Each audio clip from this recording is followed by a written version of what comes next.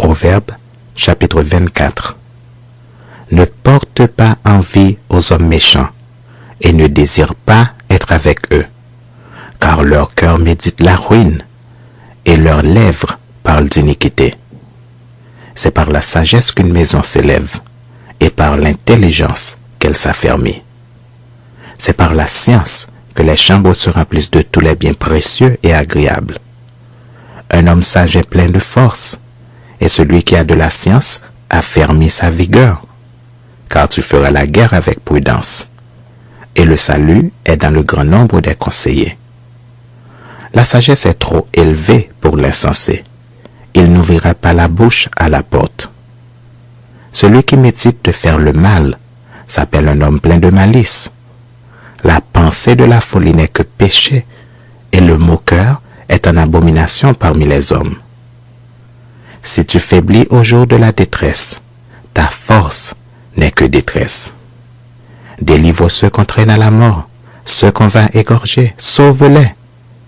Si tu dis, « Ah, nous ne savions pas », celui qui pèse les cœurs, ne le voit-il pas? Celui qui veille sur ton âme, ne le connaît-il pas? Et ne rendra-t-il pas à chacun selon ses œuvres? Mon fils, mange du miel, car il est bon. Un rayon de miel sera doux à ton palais. De même, connais la sagesse pour ton âme. Si tu la trouves, il est un avenir, et ton espérance ne sera pas anéantie. Ne tends pas méchamment des embûches à la demeure du juste, et ne dévaste pas le lieu où il repose.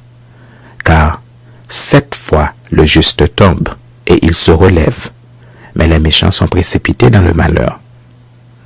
Ne te réjouis pas de la chute de ton ennemi, et que ton cœur ne soit pas dans l'allégresse quand il chancelle, de peur que l'Éternel ne le voie, que cela ne lui déplaise, et qu'il ne détourne de lui sa colère.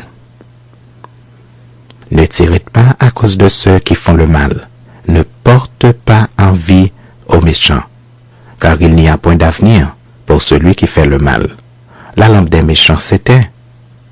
Mon fils, crains l'Éternel et le roi.